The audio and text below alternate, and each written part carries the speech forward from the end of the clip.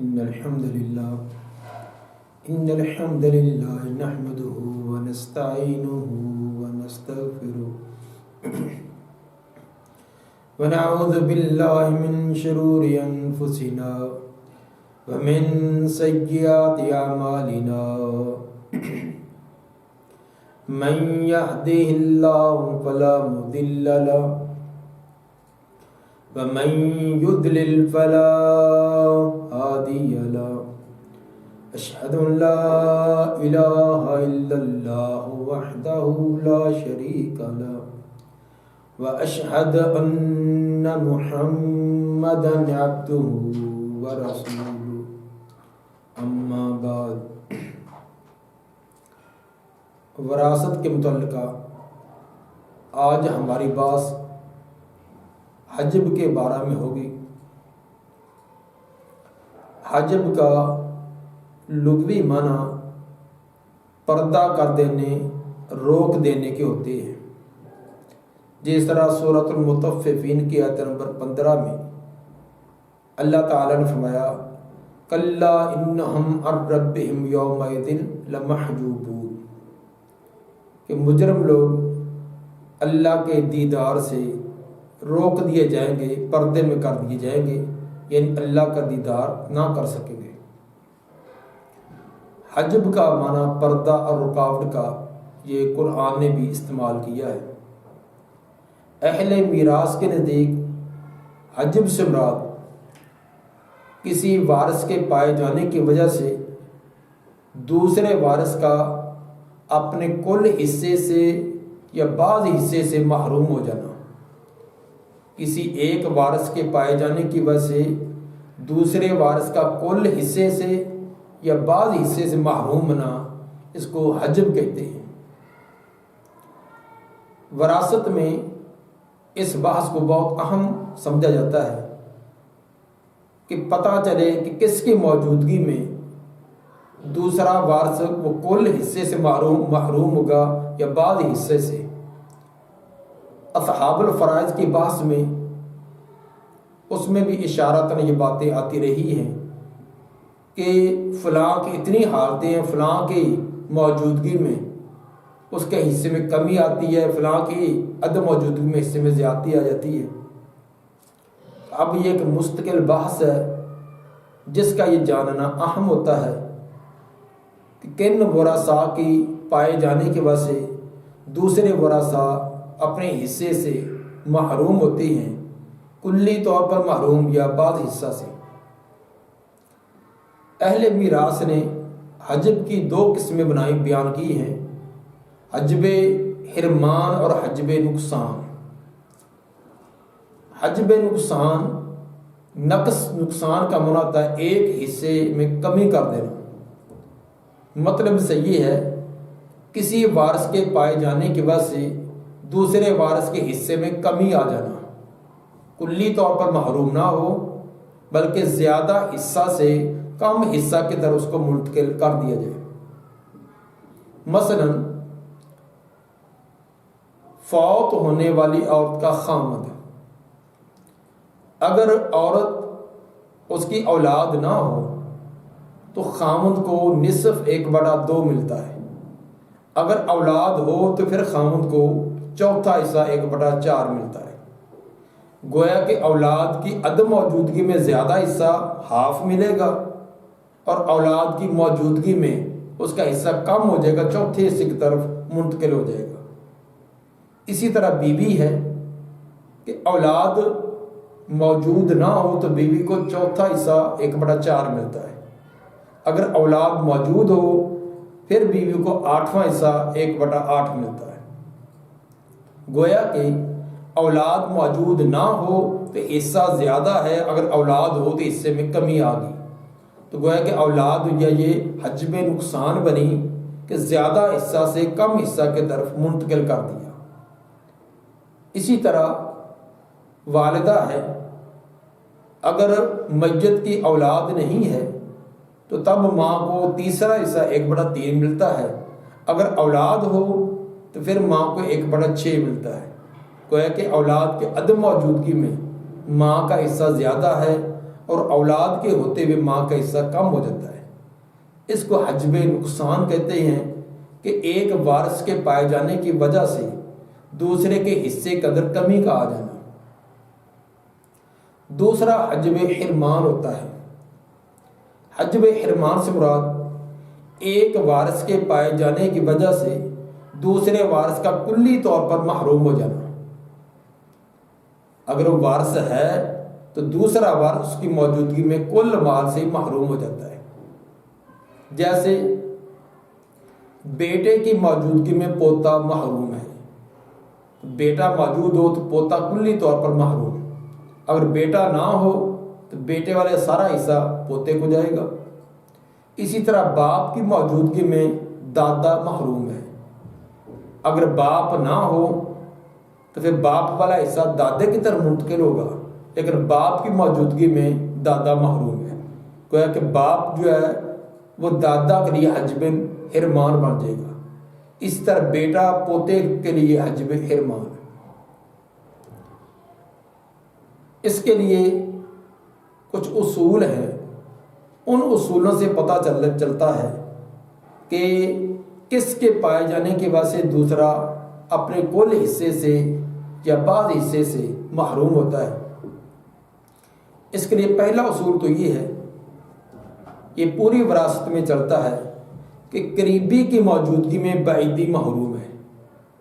میت کے ساتھ جس کا قریب کا رشتہ ہے اس کی موجودگی میں بعید والا محروم ہو جائے گا۔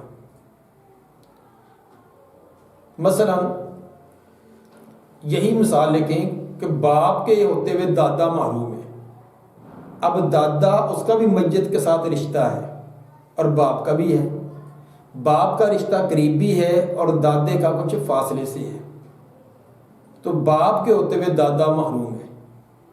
اسی طرح بیٹے کے ہوتے ہوئے پوتا، کیونکہ بیٹے کا رشتہ قریب والا ہے، پوتے کا کچھ فاصلے سے ہے، تو قریبی کی موجودگی میں بعیدی محروم ہے۔ اسی طرح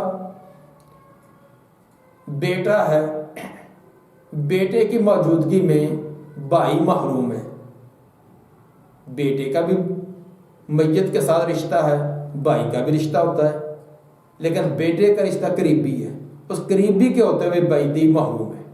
ہاں البتہ بیٹا نہ ہوتا تو پھر بھائی نے وارث بن جانا تھا۔ ایک اصول تو یہ ہوا کہ قریب کی موجودگی میں جو بعید والا وہ محروم ہے۔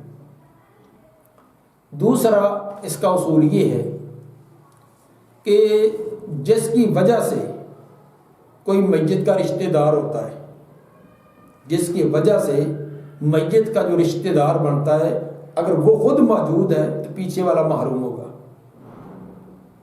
اگر جس کا رشتہ میت کے ساتھ ملا جائے تو درمیان میں جو واسطہ ہے، درمیان میں آنے والا جو فرد ہے، اس کی موجودگی کے اندر پیچھے والا محروم ہے۔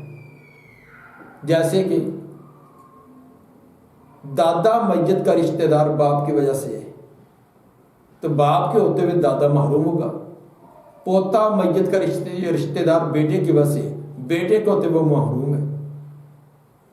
تو جس کی وجہ سے میت کے ساتھ جس کا رشتہ و تعلق بنتا ہو اس کی موجودگی میں وہ محروم ہوگا۔ یہ دونوں اصول کچھ آپس کے اندر ملتے ہیں، لیکن بعض صورتوں کے اندر ان کے اندر فرق بھی آ جاتا ہے۔ تو بہرحال ان دو اصولوں کو مد نظر رکھتے ہوئے معلوم ہو جاتا ہے کہ وارث کون بنے گا اور محروم کون ہوگا، کس کی وجہ سے دوسرا محروم ہوتا ہے۔ پیچھے شروع کے اندر یہ بات بیان ہوئی تھی کہ کچھ موانع الارث ہیں، ان موانع میں سے کوئی مانع پایا جائے تو دوسرا وراثت سے محروم ہوتا ہے، جس کے اندر غلامی اور اسی طرح قاتل، اختلاف دین، والد الزنا اور والد اللیام یہ بیان کیے گئے تھے۔ وہ معنی کی پائے جانے کی وجہ سے جو محروم ہوتا ہے اس کو کہتے ہیں یہ ممنوع ہے۔ ممنوع کا معنی روک دیا گیا، اب وہ وارث نہیں بنے گا۔ یہ حجب کی وجہ سے جو محروم ہوتا ہے اس کو کہتے ہیں محجوب۔ محجوب رکاوٹ کر دی گئی، پردہ کر دیا گیا، اب وہ وارث نہ بنے گا۔ ممنوع اور محجوب بظاہر دیکھنے کے اندر تو یہ ایک ہی شکل معلوم ہوتی ہے کہ ممنوع بھی محروم ہوتا ہے اور محجوب بھی، لیکن حقیقت کے اندر جب ان کا موازنہ کیا جائے تو ان کے اندر کچھ فرق بھی ہے۔ جو ممنوع ہوتا ہے، موانع ارث کی وجہ سے جو ممنوع ہے، اس کے اندر وارث بننے کی صلاحیت ختم ہو جاتی ہے۔ جب تک وہ مانع ہے تو اس کے اندر وارث بننے کی صلاحیت سلب ہوگی، ختم ہوگی، کسی شکل کے اندر بھی وارث نہ بنے گا۔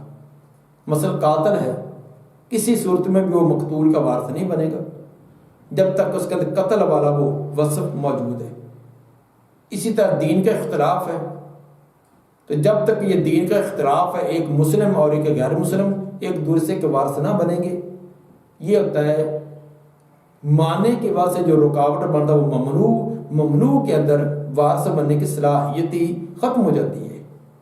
یہی وجہ ہے کہ جو ممنوع ہوتا ہے یہ کسی دوسرے کے لیے نہ حجب نقصان بنتا ہے، نہ حجب حرمان بنتا ہے۔ البتہ جو محجوب ہوتا ہے اس کے اندر وارث بننے کی صلاحیت تو ہوتی ہے، لیکن صرف ایک رکاوٹ ہوتی ہے، ایک پردہ حائل ہوتا ہے جس کی وجہ سے وہ محروم ہے۔ اگر رکاوٹ ختم ہو جائے تو پھر وہ وارث بنے گا۔ جیسے دادا محروم اس لیے تھا باپ کی وجہ سے، باپ کی وجہ سے دادا محروم تھا، اگر باپ والا واسطہ درمیان سے ختم ہو جائے، باپ نکل جائے تو دادا وارث بن جائے گا۔ گویا کہ دادے کے محروم ہو جانے کا سبب کلی طور پر نہیں ہے، کہ ہمیشہ کے طور پر وہ اس کے اندر صلاحیتی وارث بننے کے نہیں ہے، بلکہ ایک عارضہ ہے، اس عارضے کی وجہ سے وہ وارث نہیں ہے۔ یہی کیفیت ہوتا ہے، صرف بیٹے کی وجہ سے وہ محروم ہے، ورنہ اس کے اندر صلاحیت تو وارث بننے کی ہے۔ اگر بیٹے کا درمیان میں رکاوٹ ختم ہو جائے پوتا وارث بنے گا۔ تو گویا کہ محجوب جو ہے اس کے اندر وارث بننے کی صلاحیت ہوتی ہے، لیکن ایک عارضے کی وجہ سے یہ وارث نہیں بنتا۔ یہی وجہ ہے کہ جو محجوب ہوتا ہے یہ دوسروں کے لیے حجب نقصان یا حجب حرمان بن سکتا ہے۔ خود اگرچہ یہ محروم ہے، خود اگرچہ اس کو وراثت نہ ملے، لیکن دوسروں کے لیے یہ حجب نقصان یا حجب حرمان بن جاتا ہے۔ مثلا والدہ، فوت ہونے والے کی والدہ اگر میت کے اولاد بھی نہیں اور ایک سے زیادہ بہن بھائی بھی نہیں تو والدہ کو تیسرا حصہ ایک بڑا 3 ملتا ہے۔ بالفرض کسی فوت ہونے والا اس کے ایک سے زیادہ بھائی موجود ہوں اور باپ بھی موجود ہو، تو باپ کے ہوتے بھائی تو محروم ہوتے ہیں، ان کو تو نہیں وراثت ملے گی، لیکن بھائی ماں کو تیسرے حصے سے چھٹے حصے کی طرف منتقل کر دیں گے۔ اگر بھائی نہ ہوتے تو پھر ماں کو تیسرا حصہ ملنا تھا۔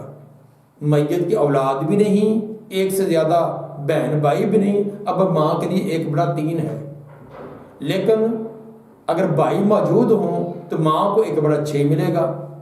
باپ کے ہوتے ہوئے میت کے بھائیوں کو کچھ نہیں ملتا، وہ محروم ہے، لیکن ماں کے حصے کو تیسرے حصے سے چھٹے حصے کی طرف منتقل کر دیں گے۔ اب دیکھیے کہ بھائی جو یہ خود محجوب ہے، باپ کی وجہ سے خود محجوب ہے، خود وارث نہیں بن رہا، لیکن ماں کے لیے یہ تیسرے حصے سے چھٹے حصے کی طرف منتقل کرنے کا سبب بن گئے۔ تو ثابت ہوا جو محجوب ہوتا ہے یہ دوسروں کے لیے حجب نقصان، حجب حرمان بن سکتا ہے، لیکن ممنوع جو مانع ارث کی وجہ سے ہوتا ہے یہ نہ حجب نقصان بنتا ہے نہ حجب حرمان بنتا ہے۔ جمہور محدثین، صحابہ، تابعین، فقہاء کے نزدیک یہی بات ہے۔ صرف صحابہ کرام میں سے عبداللہ بن مسعود رضی اللہ تعالیٰ عنہ اس بات کے قائل تھے کہ جو ممنوع ہے یہ دوسروں کے لیے حجب نقصان بن جاتا ہے، اور باقی تمام صحابہ، تابعین، محدثین اور فقہاء کے نزدیک ممنوع جو ہے یہ حجب نقصان یا حجب حرمان نہیں بنتا۔ دعا ہے کہ اللہ تعالی ہمیں یہ وراثت کے مسائل سمجھ کر ان کے مطابق عمل کرنے کی توفیق عطا فرمائے۔ سبحان ربک رب العزت عما یصفون وسلام علی المرسلین والحمد للہ رب العالمین۔